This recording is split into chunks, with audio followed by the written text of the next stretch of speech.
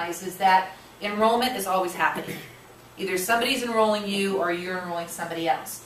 And enrollment is different than sales. You know, some people think that sales is all about enrollment, but the people that are very good at sales are people that have really mastered enrollment.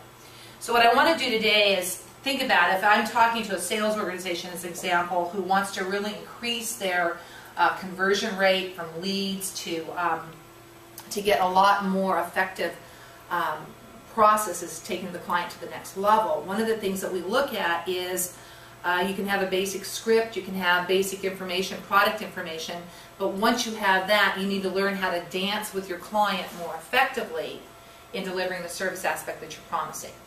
So understanding features, benefits, values is of course very good in any organization, but you've got to understand what does it really take to have enrollment. So I've created this RAISE model, and it's basically R-A-I-S-E, and I want to walk through each one of these elements with you guys and see how, as you're working as a team together or working with your clients, you can actually get more conscious of what it takes to really enroll someone.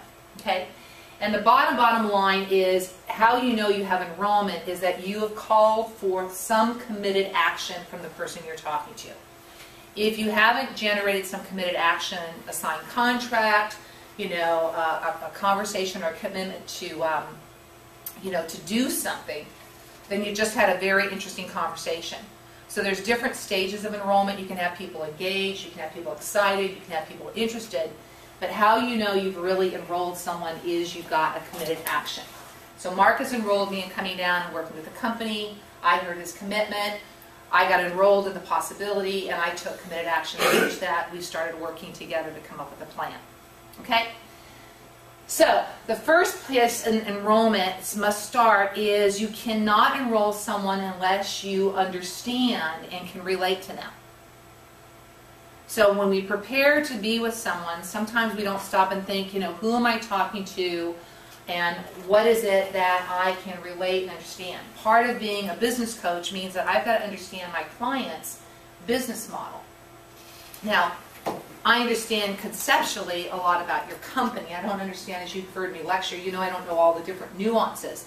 But I understand conceptually about the business that you're in, the service proposition that you are, some of the challenges that you're facing, and my expertise, my knowledge of organizations and teams, and developing that can marry and create a way that we can relate and connect.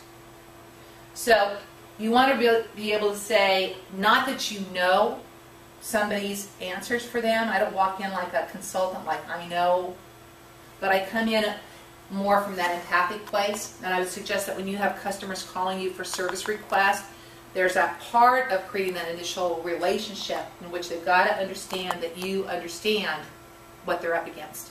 Whether it's a new client possibility or a client that's just had a project turned up and you're working with them on the implementation phase. So, relate also stands to creating rapport. How do you know that you're in rapport with somebody? What's your signal to know you're in rapport with somebody? What do you look for? Joe, when you're out in a sales call, what do you look for? Engagement in the conversation, willingness to, you know, answer questions openly, a desire to work together,